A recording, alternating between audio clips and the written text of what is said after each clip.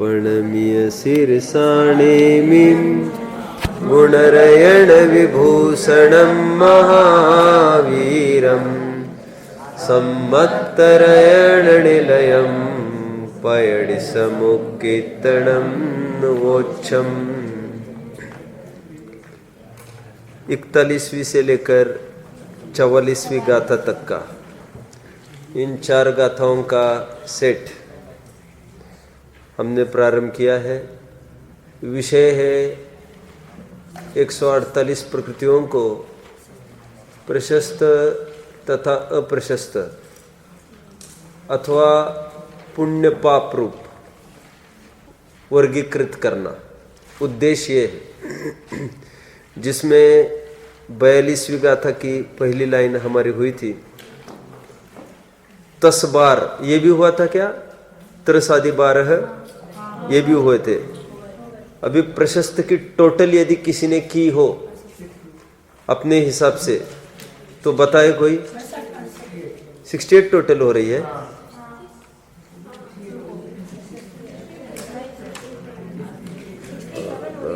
हाँ, प्रशस्त प्रकृतियां ना, देखिए टोटल सबकी गलत हुई है। टोटल होना चाहिए 52, सबका गलत हुआ है। सुनिए सुनिए, हाँ 42 हो रही है आपकी, 52। हाँ कितनी हो रही है आपकी अक्षर?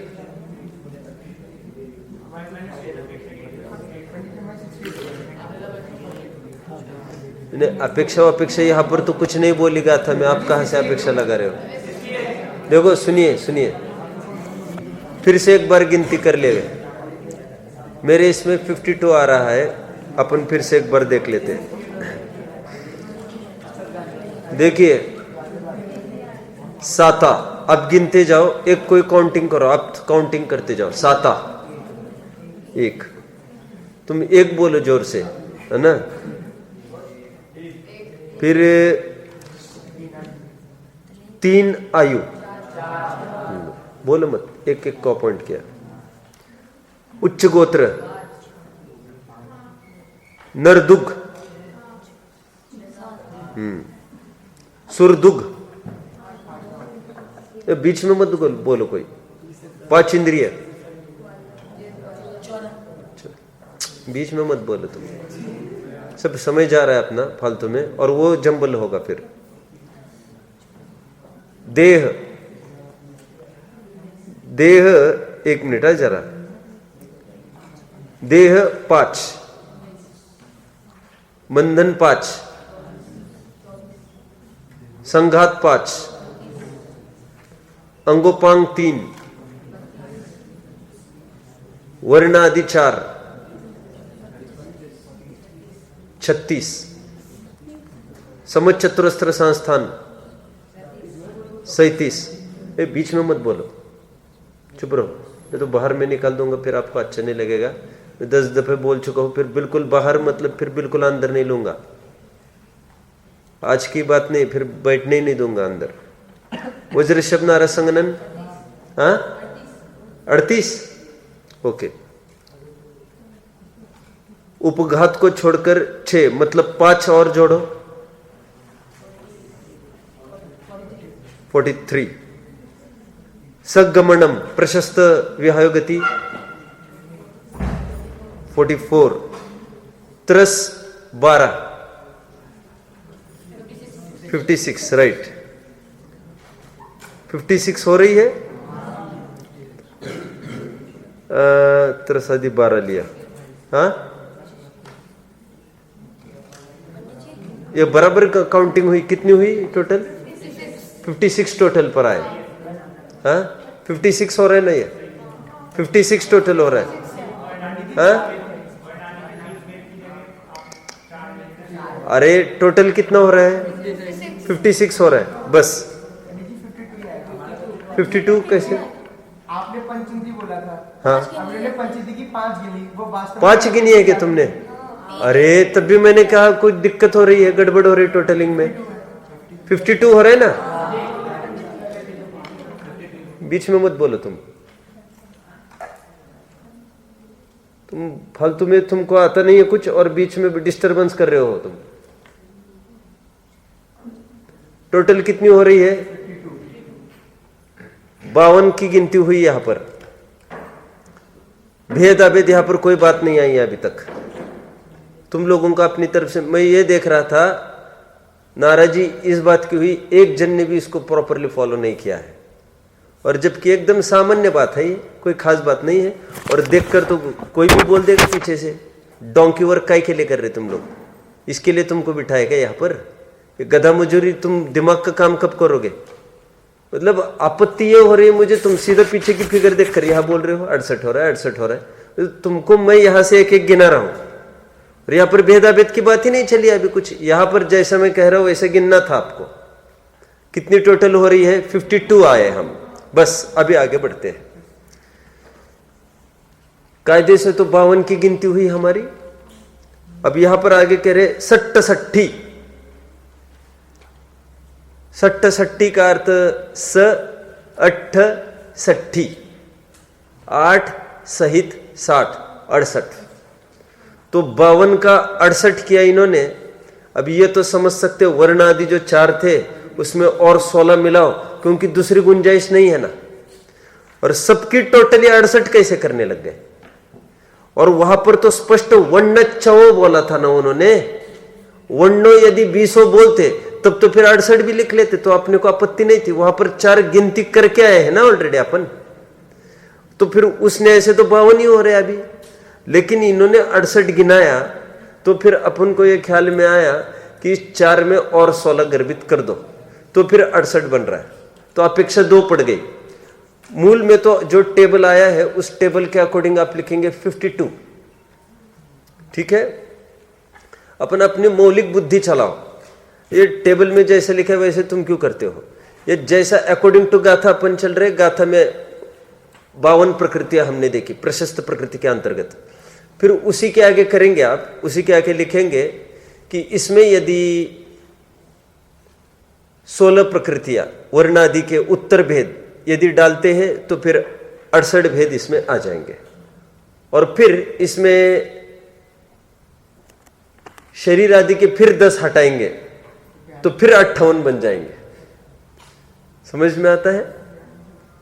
और 58 और फिर वे 16 और घटाओ, फिर 42 तक गाड़ी आ जाएगी। ये इतनी विवक्षा यहां पर पड़ेगी। आप सब समझ रहे हैं? इतना सब पक्का होना चाहिए। क्या क्या बोला मैंने? टोटल आपको लिखना है 52। फिर इसमें कितनी विवक्षा लिखेंगे? 52 में यदि हम और 10 घटाते हैं, शरीर में ही यदि बंधन और संगत को इंक्लूड करते हैं, तो 42 प्रकृतियां हो जाएगी। और यदि एज इट इज रख रहे हैं, 5 शरीर 5 बंधन 5 संगत, तब तो 52 तो हो ही रहे हैं। उसमें और वे 16 ऐड करो, स्पर्श रस गंध वर्ण आदि के उत्तर भेद, तो फिर 68 अपेक्षा हो जाएगी। तो बीचों बीच लिखेंगे आप 52। फिर एरो करके लेफ्ट वर्ड्स लिखो, संक्षेप शैली 42। राइट की तरफ एरो करके लिखेंगे विस्तार शैली 68। बस ऐसा करेंगे। तो विस्तार मतलब भेद और संक्षेप मतलब अभेद। तो 42 और 68 ये 2 ऑप्शंस अपने पास हो गए। प्रशस्त प्रकृति 2 गाथा हुई। अभी अपन आगे बढ़ते हैं। ठीक है, शार्प रहना एक एक जन। तत्व और सूत्र आप सबके सामने होगा ही। 2 गाथा अपनी पूरी हुई, 43 और 44। ये 2 गाथा हमको देखनी है। किसी को भी पूछ सकता हूं, जरूरी नहीं है मैं किसी एक पर्टिकुलर को पूछूं। 8वीं वाला भी हो सकता है, 12वीं वाला भी हो सकता है, कोई भी हो सकता है। 57 इस तरफ भी एक रख दो। क्यों आज भी ली नहीं किया आप लोगों ने? कितने जन के हाथ में है तत्व और सूत्र? कि तुमने क्यों नहीं ली? तुम बीच में रखो। आपने क्यों नहीं ली? समझ में नहीं आता फिर काय के लिए क्लास? फिर आज छुट्टी दे देवे क्या? फिर मैं कहूँ फिर एक जन उठता है, फिर एक जन लाने को जाता है। रोज का धंधा तुम। फिर भी मैं वहां से बोला, अंदर आए तो वहां से बोला मैंने, तत्व और सूत्र लगेगा। चलिए मैं किसी को भी पूछूंगा, है ना? क्या गिनना है अभी अपने को रियांक? अप्रशस्त प्रकृति। Very nice. कौन से शब्द से जाना? कौन से शब्द से? बोलो मत, बीच में बोलो मत कोई। कौन से शब्द से जाना? देखो अभी पन्ने पलट रही है, पन्ना।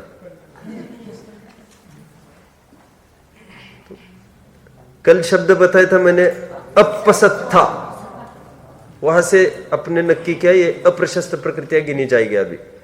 घाती, घादी, घाती की सभी प्रकृतियां अप्रशस्त ही होती है। घादी की 47 हो गई। नीच 48। नीचम, असादम 59। टोटलिंग करते जाओ जोर जोर से। अच्छा सॉरी 49। तुम बोलते जाओ टोटल। आप 49 हो गए ना, 49। तुम अंग्रेजी बोलो, जो बोलना है सो बोलो। निरय आयु, नरक की आयु 50। Very nice. निरय दुग, निरय दुग, नरक गति नरक गत्यनुपूर्वी 52 दुग। हाँ। तिरय दुग, तिरंज गति तिरंज गत्यनुपूर्वी 54। देख लिया, तिरंज गति आज अप्रशस्त प्रकृति में ले रहे। तिरंज गति है ना ये, तिरंज आयु नहीं है ना ये। कितना हुए? 8। कितने? 54। जाति, जाति लिखा है तो जाति में और 4 बढ़ा दो। क्यों? ऊपर पंचिंदी ले लिया था, अब यहां पर जाति 4 लेना, और यहां से भी फलित होगा। अभी ये कहेंगे स्वयं। नीचे की लाइन में देखो चदु, सबको पकड़ रहे हैं? देखो जादी चदु, संठान पण, संगणदीनम पणगम। कितने जन ने बात को पकड़ा? या ऐसा लगाना पड़ेगा आपको। और पण मतलब होता है 5। तुम संगणन तक कितने हो रहे हैं? संगणन तक कितने हो गए? 68 हो रहे क्या? बराबर 68। चलना है आगे क्या? अरे इसके बड़े ना, संस्थान के 5 और संगणन 5, ये दोनों 5 बड़े। 68 तक आ गए अपन। हाँ, चदु पण पणगम वो उसके गिनती थी अभी तक की। फिर वर्ण चवो 72 टोटल हो गई। 72। नेक्स्ट आगे बढ़े। अभी ये आप बिल्कुल टेबल नहीं देखेंगे, पहले मूल को देखकर आप चलो। आपकी भाषा सुधरेगी, आपकी बुद्धि बढ़ेगी। मेरे पहले से ऐसा मेरा नेचर रहा। मैं तो सच्ची बात कह रहा हूं, मैं तो पहले टीका भी नहीं पढ़ता हूं आचार्यों की। इसमें किसी किसी को शिकायत भी हुई, विद्वानों को। गाथा मैंने पढ़ी, जैसे मुझे विषय चलाना है, मैंने गाथा पढ़ी, मैंने उस पर इंटरप्रेट किया। बोले तुमने टीका ही नहीं पढ़ी। पढ़ेंगे ना, उनका बाद में पढ़ेंगे। पहले हमें जो ख्याल में है वो हमको बताने दो, नहीं तुम आचार्य के अनुसार चलो। ऐसा मक्खी मार विद्वान थोड़ी बनना है हमको। बिठाना तो बिठाओ, हमारी बुद्धि से हम खोलेंगे। पहले हमारी बुद्धि कब लगाएंगे? आप समझ रहे सब? और नहीं आचार्यों के विपरीत कैसे जाएगा? विपरीत कैसे जाएगा? सच्ची माँ का दूध पिया वाला होता है तो माँ बाप की सेवा क्यों नहीं करेगा? चलो देखो,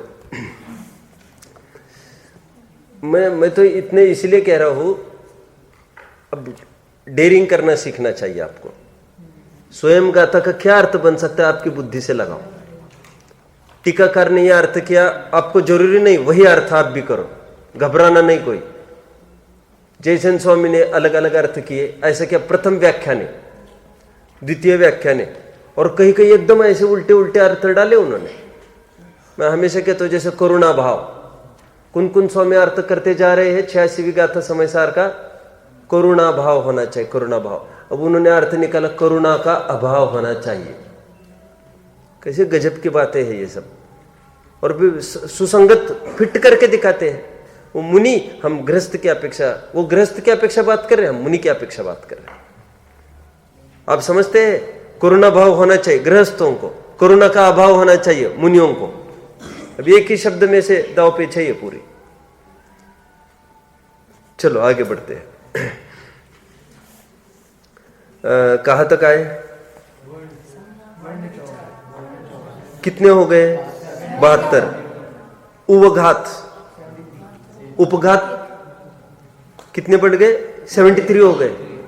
ध्यान रखना, परघात प्रशस्त प्रकृति है, उपघात अप्रशस्त प्रकृति है। उवघादम असगमनम, असत गमन, अप्रशस्त गमन, अप्रशस्त विहायो गति। कितने हो गए? 74। स्थावर दशयम, अभी तत्वर सूत्र देखना पड़ेगा। स्थावर आदि 10, गिनती कितनी हो गई रे? अब तक 84 तक आए। 84 तक आए। ये तू 94 बोल रहे, ये 74 बोल रहे, 84। सुनो, अब स्थावर आदि 10 कौन से वो देखते हैं पहले। तो 84 अपनी टोटल हुई है, ये टोटलिंग अपनी कंप्लीट हुई है। स्थावर आदि 10 कौन से देखते हैं? ये तत्वर सूत्र के करो हेल्प। 8वां अध्याय का 11वां सूत्र। कहा चलेंगे? स्थावर आदि 10 ना।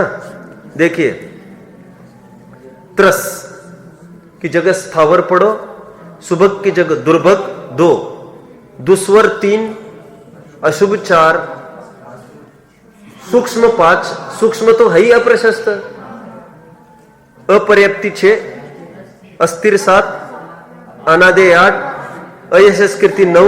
अब क्या करना? अब क्या करना? प्रत्येक शरीर था, उसको साधारण शरीर लिख दो आप बस। प्रत्येक को अपने प्रशस्त में लिया था कल। मैंने कल एक गड़बड़ करी बोलने में, मैंने कहा शरीर के उस तरफ चलो शरीर, लेकिन प्रत्येक शरीर ये अखंड शब्द है। कल मैंने बोलते समय ऐसा बोला, ये क्या दिक्कत हुई मालूम? कल ये इन्होंने प्रत्येक और शरीर के बीच में यहां पर हाइफन लगाया, इसलिए मैं कंफ्यूजन हुआ। प्रत्येक शरीर एक ही शब्द है, मूल शरीर तो प्रकृति ऑलरेडी ऊपर गिना ही है। ये 10 प्रकृति आपको समझना। पकड़ रहे हैं ये? क्योंकि सरकेंगे कहा, आगे तो खत्म हो रहा है, तो फिर अपने एक पहले का ले लिया। तो ये 10 स्थावर आदि 10 ये अप्रशस्त प्रकृतियां है। 84 हो गई। अभी थोड़ा विचार करो। अभी टेबल अभी भी कुछ नहीं, अपने को बुद्धि लगाना है। अपन तो अभी पहले देखते हैं ये क्या बोल रहे हैं आगे की गाथा में। ठीक है, चलो 16 का इसको राग उमड़ रहा है, तो फिर एक काम करें, 16 और डालें। तो राइट में एरो करके आप लिखेंगे वहां पर 100। लेफ्ट की तरफ एरो करके क्या लिख सकते हैं? वैसे कुछ लिख सकेंगे? कुछ नहीं आएगा लेफ्ट में। क्यों नहीं आएगा? अभी तो आ रहा था। अरे वो 5 शरीर, 5 बंधन, 5 संघात के कारण और संक्षेप शैली संभव थी वहां पर। 5 शरीर, 5 बंधन, 5 संघात अप्रशस्त में थोड़ी ना आते हैं। वर्ण 4 प्रशस्त में भी आते हैं, अप्रशस्त में भी आते हैं। इसलिए यहां पर 3 फिगर्स नहीं मिलेगी आपको, 2 ही फिगर बनेगी। वहां पर 42, 52, 68 ऐसी 3 फिगर आ रही थी। यहां पर आपको 84 और 100 ये आएगी। भेद विवक्षा 100 प्रशस्त प्रकृतियां, अभेद विवक्षा 84 प्रकृतियां। तो फिर विस्तार शैली में वहां पर कितने हो गए थे? भेद अपेक्षा 68 और यहां 100, विस्तार अपेक्षा 168 प्रकृतियां होती है। सत्य बात है, ये समझ रहे? और संक्षेप शैली में 42 प्लस यहां के 84, कितने? 84 plus 42, how much? Something is going wrong ना देन। 42 प्लस 84,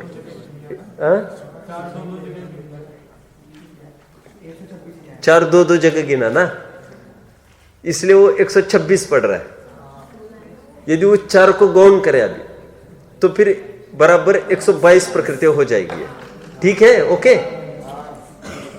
अभी ये 122 ये उदय में आने योग्य और 120 बंधने योग्य। ये सब उदय अपेक्षा चर्चा चल रही है। उदय मतलब सत्ता भी समझना, उदय सत्ता ये समान कॉलम रहते हैं, क्योंकि बंधन में ही फर्क पड़ता है उन 2 प्रकृतियों का, सम्यक मिथ्या तो सम्यक प्रकृति। अभी अंतिम गाथा देखनी है। एक कितने जनों का स्वीकृति है इसमें? आगे की गाथा देखे, कितने जन को समझ पा रहे, समझ पा रहे? ये तुषार, कितने जन समझ पा रहे? अच्छे से हाथ ऊपर करो। नहीं समझ पा रहे अलीगढ़ वाले? समझने का प्रयास पूरा कर रहे हैं ना? पूरा 100%। सब जिनवानी लेके बैठे, तत्व और सूत्र भी है। अभी कौन सा सूत्र पढ़ा था अपन ने? हाँ, बोलो मत बीच में। कौन सा अध्याय चल रहा है ये?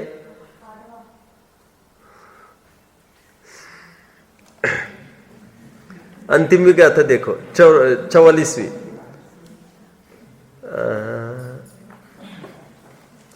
अंतिम भी क्या था? नहीं, अंतिम भी लाइन। बंद उदयम पड़ी भेदे अड़नौदी संयम।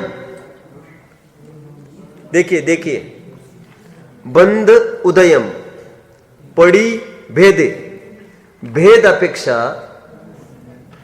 पढ़ते हैं। बंद के और उदय के ये भेद पढ़ते हैं। बंद के कितने?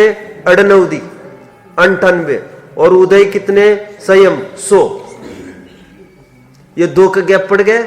बंद ने अपेक्षा 98 बंदे, उदय में अपेक्षा 100 उदय में आए। कितने जन ने बात को पकड़ा? अभी बोला था बंद अपेक्षा उदय अपेक्षा ये 2 फर्क पड़ेगा, लेकिन इन्होंने गिनाया मात्र अप्रशस्त में ही है ऐसा।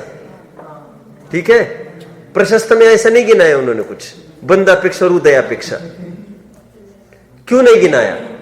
क्योंकि भले आदमी प्रशस्त में क्यों गिनाते? ये तकलीफ अप्रशस्त के घाती कर्म के ही ये दो का फर्क पड़ता है, सम्यक मिथ्यात्व सम्यक प्रकृति का। उसमें क्यों गिनाते? देखो, ये मन के व्यायाम है, ये क्रीड़ाएं हमको यहां पर ज्यादा से ज्यादा समय अध्ययन के लिए लगे, ये प्रयोजन होता है इसका। तो अपने को लगता है ये दाव पेच की क्या आवश्यकता है इतनी, तो उपयोग लगता है ना फिर विशेष। आगे, दू चदू रसीद इधरे, दू चदू हु। अच्छा, देवेश नहीं है क्या आज? आज बहुत ठंडा पड़ गया कि तो दू चदू हु असिद इधरे। सुनो, 2 4 80 इतरे। इतरे मतलब ये इतरे किसके अपेक्षा शब्द पड़ा है? लगाओ जोर। ये एक शब्द पड़ा यहां पर, भेदे। भेद अपेक्षा ये बताया अभी, इधरे। अभेद अपेक्षा ऐसा समझना। अभेद अपेक्षा कैसे समझना? 2 80 और चदू 80, 82 और 84 अभेद अपेक्षा समझना। इधरे मतलब अभेद। इस प्रकरण में इधरे मतलब अभेद कैसे लिया? भेदे का तो स्पष्ट शब्द डाल दिया और अभेद न कहकर यहां पर इधरे कर दिया इन्होंने। इजी, ठीक है। 82 84 ये अभेद अपेक्षा कथन हो गया, और भेद अपेक्षा क्या कथन हुआ? 98 और 100। तो फर्क कितने का पड़ रहा है? 16। हाँ, मतलब 98 और 82 और 84 लेते तो 100, तो फिर ये फर्क 16 का पड़ रहा है। ये 16 इन स्पर्श रस गंध वर्ण का विस्तार। स्पर्श के 8 भेद, रस के 5, गंध के 2, वर्ण के 5, ऐसे। ठीक है, यह अपना प्रकरण हो गया 4 गाथाओं का। अभी जो विशेष बात कहने में कहूं, वैसे मोक्ष मार्ग प्रकाशक अभी लगेगा, लेकिन उससे पहले भी और कुछ बात चलेगी, तो 1-2 जन चुपचाप ले सकते हैं विदाउट डिस्टर्बेंस। मैं अभी कुछ बात कहूंगा, यहां पर ध्यान दीजिए। प्रशस्त प्रकृति की जैन सिद्धांत प्रवेशिका में प्रशस्त प्रशस्त ऐसे नाम नहीं लिखे हैं, उन्होंने पुण्य पाप ऐसे नाम लिखे हैं। लिखने दो, कोई आपत्ति नहीं है उसमें भी। वहां पर क्या परिभाषा दी है कौन बताएगा? जैन सिद्धांत प्रवेशिका में पुण्य प्रकृति पाप प्रकृति की क्या परिभाषा है? बताए कोई। पुण्य प्रकृति पाप प्रकृति की क्या परिभाषा है जैन सिद्धांत प्रवेशिका में?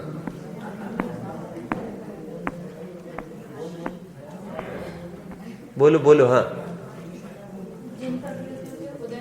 Very nice. क्या पढ़ रहे हैं क्या देख देख कर?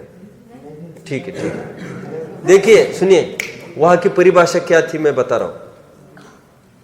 जिन प्रकृतियों के उदय से इष्ट सामग्री मिलती है वे पुण्य प्रकृति है, जिन प्रकृतियों के उदय से अनिष्ट सामग्री मिलती है वो पाप प्रकृतियां, वो परिभाषा थी। अभी देखिए, समझना, सब समझने का प्रयास करो। गंभीर विषय है और नया प्रमेय भी है, थोड़ा कठिन भी है। यह परिभाषा गोपाल दास जी ने लिखी। जिन कर्म के उदय से इष्ट सामग्री मिलती हो पुण्य उदय, जिन कर्म के उदय से पाप सामग्री मिलती हो पाप कर्म अप्रशस्त। ये उन्होंने जो परिभाषा दी है वो किसकी तरफ से दी है? फल की तरफ से दे दी। अब हम बीज की तरफ से लगाओ। उन्होंने दी कार्य की तरफ से, कारण की तरफ से नई दो परिभाषाएं खड़ी करा दी। कौन बोलेगा? हाथ ऊपर चाहिए मुझे। वैसे कोई नहीं बोलना एक साथ। इन्होंने परिभाषा दी है गोपाल दास जी ने कार्य की तरफ से, मैं चाहता हूं परिभाषा कारण की तरफ से। बताए कोई, लगाओ जोर। प्रश्न कितने जन समझने में परेशानी कर रहे हैं? समझ रहे प्रश्न?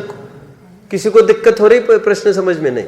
मैं हमेशा प्रश्न पूछता हूं, जैसे जीव अजीव पाठ हम सबने पढ़ा, वहां पर जीव की एक परिभाषा आई जो सुख दुख का वेदन करे सो जीव। तो मैं ये कहता हूं हमेशा कि ये जो परिभाषा दी उन्होंने, जो सुख दुख का वेदन करे सो जीव, जो जानता देखता है सो जीव, एक परिभाषा ये दी। मैं हमेशा इसमें क्या कहता हूं, कोई बताएगा? लगाओ इसमें जोर। उदाहरण के रूप में दे रहा हूं। मैं कहता हूं जीव अजीव पाठ में जीव की परिभाषा कितनी दी? तो मैं कहता हूं परिभाषा 3 दी है उन्होंने। जिसमें ज्ञान दर्शन पाया जाए सो जीव 1, जो जानता देखता है सो जीव 2, जो सुख दुख का वेदन करता है सो जीव। इन 3 परिभाषाओं का रहस्य क्या है? एक गुण भेद, एक पर्याय भेद कार्य की तरफ से, और जो एक बोला है ना सुख दुख का वेदन करता है। अभी ये जो पहली 2 परिभाषा ये ज्ञान चेतना की तरफ से, और दूसरी परिभाषा है ये तीसरी परिभाषा सुख दुख का वेदन, ये कर्म फल चेतना की तरफ से। तो एक लॉजिकली और एक परिभाषा दिमाग में आती है। अब बताओ, जो राग द्वेष करे सो जी। लेकिन ये सुनने में बहुत अपील करती है। क्यों फिर अभी अपील क्यों नहीं करी? जो सुख दुख का वेदन करता है सो जीव। और वहां पर सुख दुख, सुख मतलब कोई अतीन्द्रिय सुख की बात कर रहे थे क्या? वो भी इंद्रिय सुखी की तो बात थी। अरे जीव को मोटा मोटा ज्ञान कराना है ऊपरी, तो उसको ये कहेंगे जो इच्छा कर रहा है ना वो जीव है। जिसने मांग करी ना कि मुझे अमुक चाहिए, वो जो ध्वनि जहां से पैदा हुई वो जीव है। इसलिए उसी को तो फल मिलेगा उसका। इच्छा हुई तो उसी को दुख रूपी फल मिल रहा है। अभी तो मैं क्या कह रहा हूं, पुण्य पाप की मुझे दूसरी परिभाषा कौन सेटअप करके दिखाएगा? ऐसा आप लगाओ बुद्धि, आपको बहुत आनंद आएगा। 3 हाथ ऊपर है, 4 हाथ ऊपर है, इसका भी हाथ ऊपर, ठीक है। मनन देखो तो क्या बोलता है? हाँ अच्छा है, अच्छा है। अशुभ भाव करेगा तो उसे मतलब ठीक है, अशुभ भाव करेगा। ठीक है, चलो बैठो। इसको कहना ठीक है। ये कह रहा है पुण्य कर्म की परिभाषा ऐसी कर रहे हैं जिस कर्म के उदय से इष्ट सामग्री मिलती है।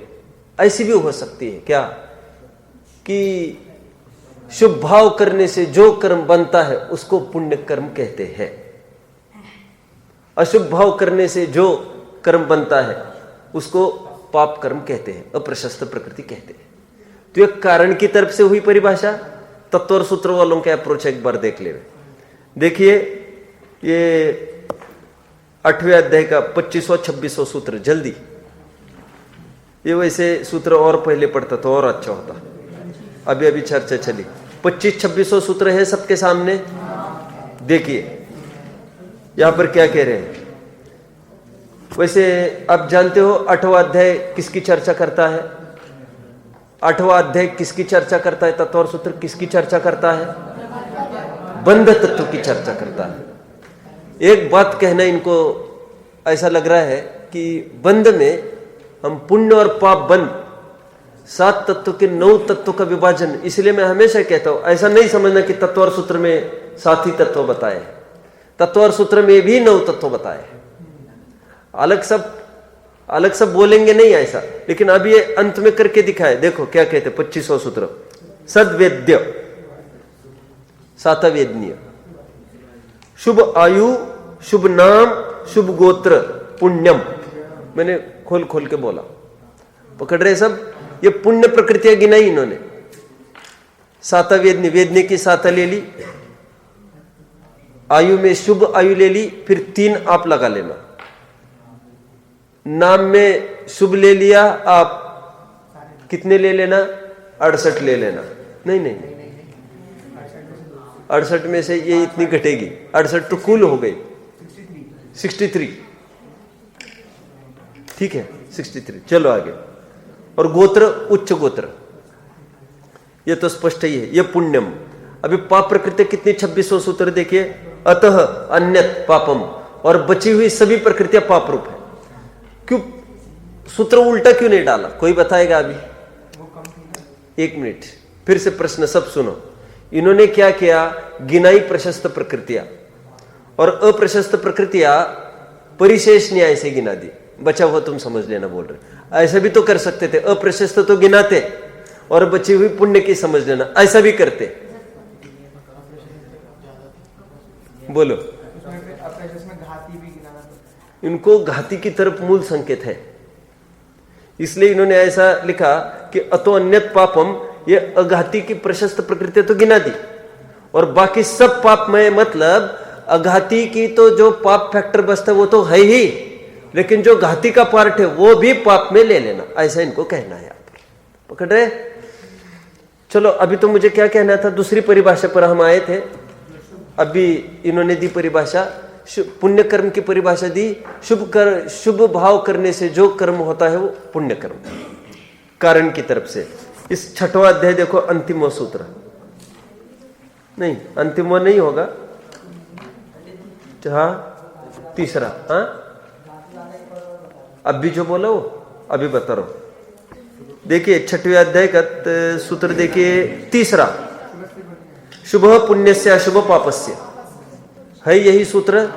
तत्वार सूत्रों का, सूत्रकार का अप्रोच भावों की तरफ से गया है, कारण की तरफ से, और अन्यत्र गोपाल दास जी ने जैसे उन्होंने फल की तरफ से डाल दिया। सो कोई आपत्ति नहीं है, कोई कहीं से भी बोले, हमको तो अपेक्षा ही समझ रहे हैं। ए सुनो, समझो। अभी देखो, अभी इनका प्रश्न है, रिपीट करूं मैं। देखो मैंने अभी 2 सूत्र पढ़ के दिखा, 8वें अध्याय के अंतिम में 2 सूत्र।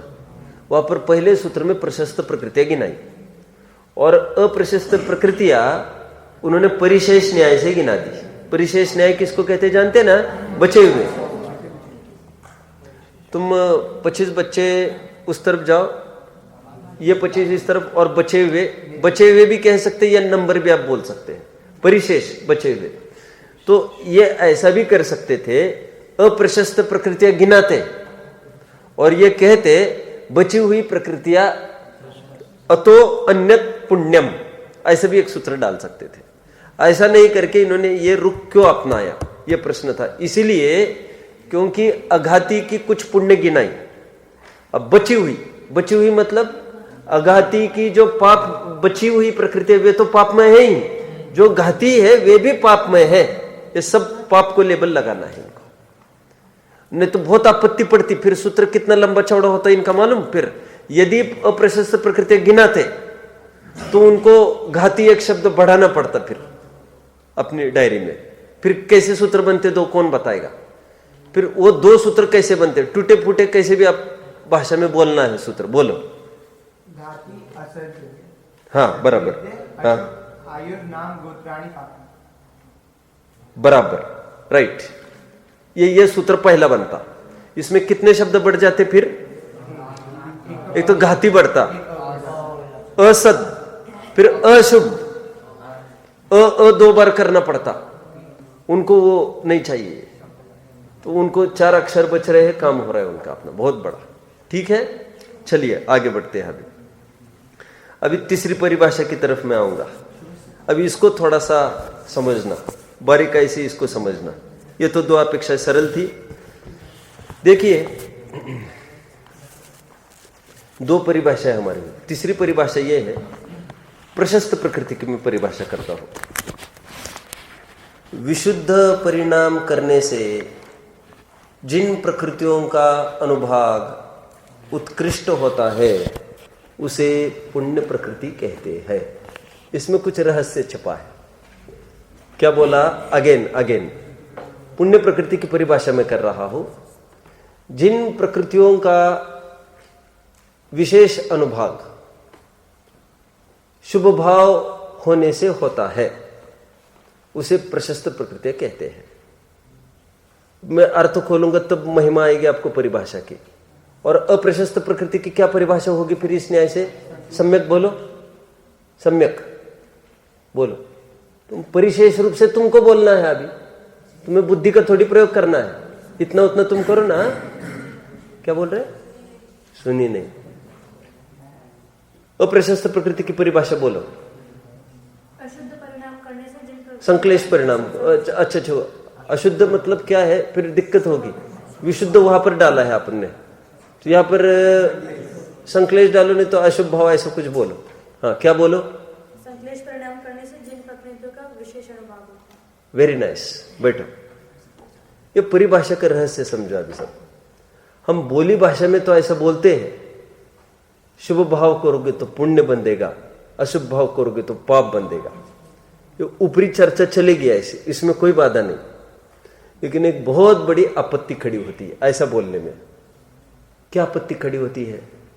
आपने क्या बोला? शुभ भाव से पुण्य बंधेगा, ऐसा बोला ना। भगवान की भक्ति करते समय पाप बंध रहा है कि नहीं? पकड़ रहे? कितने जन ने बात को पकड़ा? पाप कैसे बंध रहा है? क्यों? घाती कर्म नहीं बंध रहा है क्या? घाती कर्म नहीं बंध रहा है क्या? अब किसी भी सर्वोत्कृष्ट ग्रंथ का स्वाध्याय कर रहे हो, करा रहे हो, उस समय में ज्ञानावरण का बंध हो रहा है कि नहीं हो रहा है? भगवान की भक्ति कर, घाती तो निरंतर बनती रहती है, बंध विच्छुत्ति तक। बंध विच्छुत्ति तक समझ रहे? बंध विच्छुत्ति किसको कह रहा हूं मैं? पहले गुणस्थानवर्ती जीव हो, सब घाती जितनी बन सकते हैं सब बंध रही है। 22 बन सकते हैं ना, मैंने उस दिन बोला था ना, ज्यादा से ज्यादा, तो बराबर 22 बन रही है घाती। मोहनीय संबंधी एक भी कम नहीं हो रही। और यदि वो चौथे गुण स्थानवर्ती हो तो वहां पर भी घात की प्रकृतियां अप्रत्यक्षण और नादि सबका बंद हो रहा है। उसको बंद विच्छुत्ति समझ में आता है? जब तक उसका बंद होना जिनागम में कहा है, जिस गुणस्थान तक, उस गुणस्थान तक कुछ भी करो वो तो बनती ही रहेगी घाती कर्म की प्रकृतियां। अब फिर शुभ भाव करो, अशुभ भाव करो, इसका मतलब परिभाषा को थोड़ा सा समझने की आवश्यकता है। हम जो बोलते हैं शुभ भाव से पुण्य बंध होता है, सर्वथा ऐसा नहीं है। तो वो अपेक्षा मात्र अघाती कर्म के लिए कोई लागू करे तो ठीक है। अभी पकड़ रहे बात को? और थोड़ा और अभी मैं मूल गढ़ में प्रवेश करूंगा। देखो, कुछ ऐसी पुण्य प्रकृतियां वो निरंतर बनती रहती है, आप कुछ भी करो। और कुछ पाप प्रकृतियां ऐसी जो निरंतर बनती रहती है, आप कुछ भी करो। इसको ध्रुवबंदी प्रकृतियां कहते हैं। क्या कहते हैं? अब जानते? तेजस शरीर, कार्मण शरीर, ये प्रशस्त प्रकृतियां हैं और निरंतर बनती रहती, निरंतर। इसका कभी खंड नहीं होता। ऑफ कोर्स जब तक संसार में तभी तक की तो बात है ही। 13 गुण स्थान तक बंद का है तो इनका बंद होगा। ध्रुवबंदी प्रकृति है ये, और ये प्रशस्त प्रकृति है। तो देखो, आप कुछ भी करो प्रशस्त प्रकृति बंध रही है। कितना भी पाप करें, निगोदी को भी ये प्रशस्त प्रकृतियां बंधेगी। और पाप प्रकृतियां भी कुछ ऐसी है, वो निरंतर बनती। अब कितना भी पुण्य काम, ये तो स्पष्ट है, अभी ख्याल में आया। घाती कर्म तो बंदी रहा है निरंतर, कुछ भी करो। कुछ ध्रुवबंदी प्रकृतियां हैं, वो आप नोट करिए। ज्ञानावरण की 5, दर्शनावरण की 9, अंतराय की 5, मिथ्यात्व, अनंतानुबंधी आदि 16 कषाय, भय और जुगुप्सा। कितनी प्रकृतियां है कुल? टोटल कोई बताओ मुझे, कितनी प्रकृतियां हुई है? 38 हुई। 14, 5, 19, 20, 16, 36, 38। ये 38 प्रकृतियां ऐसी है निरंतर बनती है। निरंतर बनती है मतलब कब तक? जैसे भय और जुगुप्सा कही, वो कब तक पीछा करेगी? 8वें गुण स्थान तक बराबर बनती रहेगी। ठीक है। इनका बंद 90 तक बोला है क्या? हाँ, उदय तो है 8वें में, तुम अभी 9वीं में कैसे बोले फिर? चलिए, अब सब जानते होंगे ज्ञानावरण 5 और दर्शनावरण की 9, ये प्रकृतियां 10वें तक निरंतर बनती रहती है। जानते हैं सब ये? बंद विच्छुत्ति तक। मिथ्या तो बंदेगी पहले में, कुछ भी करो, ऐसा अर्थ सब जगह लगा लेना। मैंने कहा था ना, जैसे अप्रत्यक्षण और अनंतानुबंधी आदि बोला है, तो दूसरे गुणस्थान तक अनंतानुबंधी बनती रहेगी, कुछ भी करो। चौथे गुणस्थान में कुछ भी करे, अप्रत्यक्षण का और आदि आदि आगे का भी बंद हो ही रहा है। उसको मात्र किस किस का नहीं होगा? मिथ्या तो एक घटेगा और अनंतानुबंधी घटेगा, बाकी सबका बंद उसको हो रहा है। ये ध्रुवबंदी प्रकृति है। ध्रुवबंदी उसको कहते हैं लगातार नॉन स्टॉप अनादिकाल से इनका बंद चल ही रहा है। ठेठ 10वें गुणस्थान तक ज्ञानावरण बनता रहेगा, 5 दर्शनावरण बनता रहेगा। वो 11वें में गया तब वो बंद होगा उसका। ठीक है, चलना आगे। और ये अप्रशस्त प्रकृतियां कही और समझ लो। तेजस शरीर, कार्मण शरीर, ध्रुवबंदी में ही लिखना है आपको। ध्रुवबंदी प्रकृति, तेजस शरीर, कार्मण शरीर, अभी उदाहरण दिया था। स्पर्श रस गंध, स्पर्श रस गंध वर्ण, ये 4। अगुरु लघु, निर्माण, उपघात, कितनी प्रकृतियां है ये? कुल कितनी प्रकृतियां हुई? 47 हो रही है। 47 प्रकृतियां ध्रुवबंदी प्रकृतियां, कुछ भी करो निरंतर बनती रहेगी। अरहंतों के भी ये जैसे उपघात है, ये अप्रशस्त प्रकृति है, ये भी बनती रहेगी उनको। नहीं, वो नहीं बंधेगी, बराबर वो नहीं बंधेगी। अब बोलो क्या कह रहे? तेजस और कार्बन शरीर काफिर का ये बंधन और संघात भी है? हाँ, नहीं,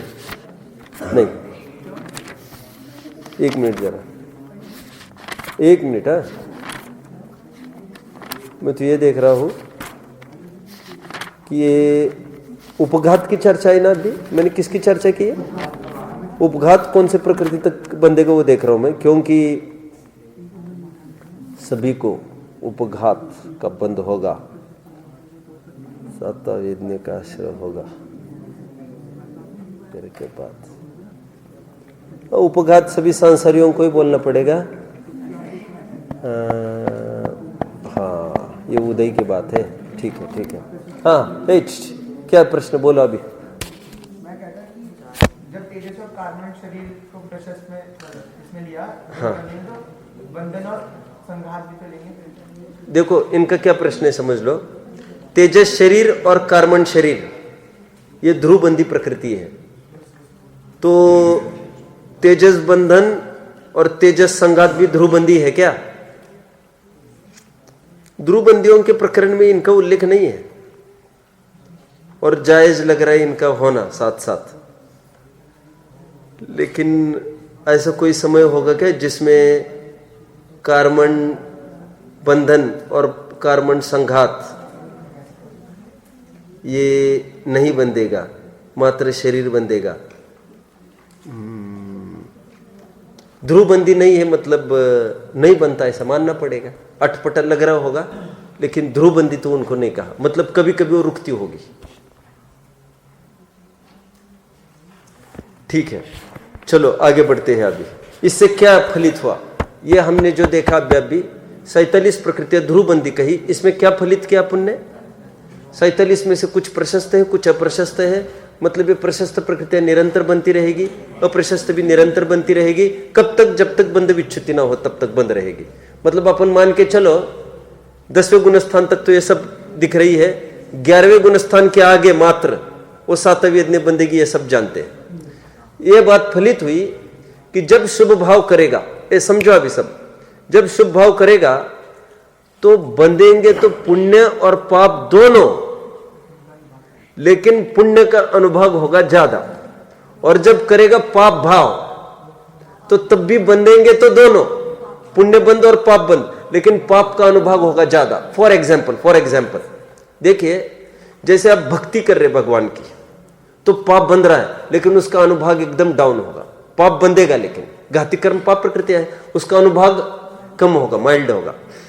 और आप पाप करते समय घाती का अनुभाग होगा स्ट्रांग, और पुण्य प्रकृतियां जो बंधेगी उसको, उसका अनुभाग होगा कम।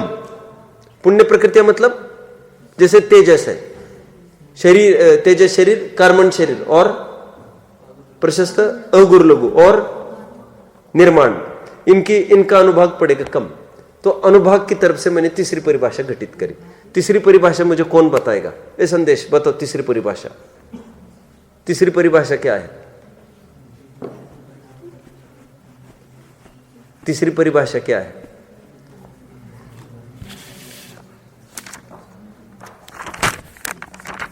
तीसरी परिभाषा क्या है? 8वीं वालों में से कितने जन बताएंगे तीसरी परिभाषा क्या है? फिर यही 4 हाथ ऊपर। 8वीं में से कौन बताएगा तीसरी परिभाषा? बताओ सूर्यांश। विशुद्ध परिणाम करने से पाप प्रकृति, जिन प्रकृतियों का अनुभाग विशेष होगा उन्हें प्रशस्त प्रकृति कहते हैं। विशेष अनुभाग क्यों डाला? क्योंकि अप्रशस्त भी बनने वाली है, लेकिन अनुभाग की तरफ से इसलिए डाल रहे, पुण्य भाव करोगे तो अनुभाग पुण्य का विशेष होगा, पाप भाव करोगे तो पाप प्रकृतियों का अनुभाग विशेष होगा, लेकिन दूसरी प्रकृतियां भी बनती रहती है। तो उपचार का कथन चलता है पुण्य भाव करने से पुण्य बंद होगा, लेकिन यह भी अपेक्षा सब समझना, ठीक है। अभी अभी आप पुण्य 47 ध्रुवबंदी लिखी ना, उसमें लॉजिक आप सब पकड़ रहे होंगे। उसमें अपन ने हास्य रति, एक मिनट, रति या रति नहीं लिखा, और हास्य और जुगुप्सा भी नहीं लिखा, हास्य और शोक ये भी नहीं लिखा। क्यों नहीं लिखा? मैंने थोड़े दिन पहले कहा था, क्योंकि या हास्य या शोक दोनों में से एक बनता है, तो ध्रुवबंदी तो नहीं हुआ, कभी ये बंधेगा कभी वो बंधेगा, तो वो बनते समय ये रुकेगा, ये बनते समय वो रुकेगा। और रति अरति युगल का भी ऐसा ही है, या रति बंधेगा या अरति बंधेगा, दोनों में से। तो इसलिए ध्रुवबंदी में उच्चारों को हटाए, और यह भय जुगुप्सा ये निरंतर बनता रहता है। और कोई नौकशाई रही इसमें? हाँ, वेद को भी क्यों नहीं लिया? 3 वेद में से भी मात्र एक ही वेद बनता है एट ए टाइम। ये लॉजिक समझ रहे हैं? ए चिन्मय, क्या बोला मैंने? आप भी बोलो, खड़े रहकर बोलो, अच्छे से खड़े रहकर बोलो। अब भी मैंने क्या लिया? बोलो।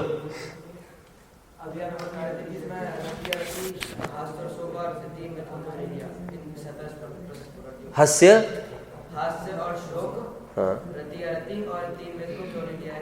क्यों नहीं लिया? क्योंकि हास्य और शोक में से कोई एक राइट, रति और अरति में भी ऐसा, और 3 वेद में से कोई एक बराबर। लेकिन ये भय जुगुप्सा निरंतर बंधता रहता है। बहुत अचरज की बात है ये सब। देखो, नारकी है, वो श्रेणिक का ही उदाहरण लो, उसको पुण्य बंध रहा है कि नहीं? आप भी, अरे तीर्थंकर प्रकृति बंध रही है, और तुम क्या चाहते हो? अब मुझे एक प्रश्न है मेरा, देखो ये कुछ ऐसे पहलू है, इसको कहाँ आगम में खोजेंगे अपन, इसको समझना पड़ेगा आपको। मैं ये नहीं कह रहा अभी ये प्रशस्त प्रकृति निरंतर बनती है, उसको कौन सी अगुर लघु है, निर्माण है, तेजस शरीर, कार्मण शरीर, ये तो छोड़ो अभी उसको। तीर्थंकर प्रकृति निरंतर बंध रहा है, बांध रहा है वो, क्योंकि नियम है, जब तक 8वें गुणस्थान का 6वां भाग नहीं पहुंचेगा तब तक बांधता रहेगा ये तीर्थंकर प्रकृति। अब तीर्थंकर प्रकृति बांध रहा है तो मोफत में बांध रहा है कि बिना के भाव किए बांध रहा है? अरे बताओ ना, उस योग्य भाव भी हो रहा है कि नहीं उसका? तो भाव हो रहा है तो पुण्य भाव हो रहा होगा, तभी तो सर्वोत्कृष्ट पुण्य प्रकृति बांध रहे हो। नारकी भी तीर्थंकर प्रकृति बांध रहे, उस योग्य ऐसे भाव कर रहे हो। अब हम कैसे पकड़े? हम ये कह रहे निरंतर मार काट छाट चलती रहती है उनकी, अपन ऐसे बोलते हैं, ऐसे भाव आते हैं और निरंतर, ऐसा नहीं कि अंतर मुहूर्त में फिर वो, अभी ऊपरी बात अपन कहते हैं अंतर मुहूर्त से शुभ भाव नहीं ज्यादा टिकता, अंतर मुहूर्त से ज्यादा अशुभ भाव नहीं टिकता। लेकिन मेरा ये कहना है तीर्थंकर प्रकृति निरंतर बन रही है उसको, तो निरंतर उस लायक तुम भाव कहोगे कि नहीं कहोगे? ध्रुवबंदी मतलब कोई वैसे ही ध्रुवबंदी है क्या? तो भाव नहीं होगा कि कुछ अंदर, तो भाव होगा तो फिर पुण्य भाव तो उसको प्रत्येक समय में मानना पड़ेगा, ठीक है। हाँ,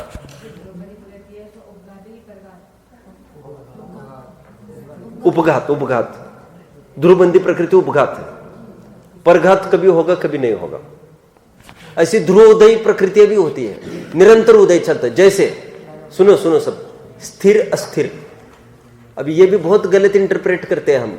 जो तो इनको स्थिर कर्म का उदय चल रहा है, इनका बहुत वात पित्त कफ सब अच्छा प्रोपोर्शन में, कभी रोग नहीं होता। अरे भाई साहब, हर एक जीव के स्थिर और अस्थिर दोनों का उदय निरंतर चलता है। ये स्थिरोदयी प्रकृतियां कही, मतलब हम कितना स्थूल समझते हैं इसको। आपको लिखा है था, याद आ रहा है ध्रुवोदयी का भी, मैंने कहा था स्थिर और अस्थिर, और एक कहा था शुभ और अशुभ, ये भी निरंतर उदय सबका चलता रहता है। और अपन परिभाषा बनाते समय क्या बनाते हैं, ये स्थिर जिनका स्वास्थ्य बिगड़ गया वो अस्थिर नाम कर्म के उदय से, और स्वास्थ्य अच्छा स्थिर नाम कर्म के उदय से, और दोनों को उदय चल रहे, तो फिर कैसे घटित करेंगे उसमें? दोनों को उदय चलते हुए रोग आया तो फिर कहेंगे उसका अनुभाग बढ़ गया अस्थिर का, और स्थिर का अनुभाग ढीला है। क्यों? एक किडनी फेल हो गई तो किडनी संबंधी अनुभाग बढ़ गया उसका, अन्य अन्य अवयव उस संबंधी अभी सब स्थिर चल रहे ना। अभी दिमाग तो खोपड़ी तो काम कर रही, तभी तो बोल रहे डॉक्टर के पास जाना। ठीक है, तो सब अपेक्षा ऐसी समझनी पड़ेगी आपको। ये बोलो।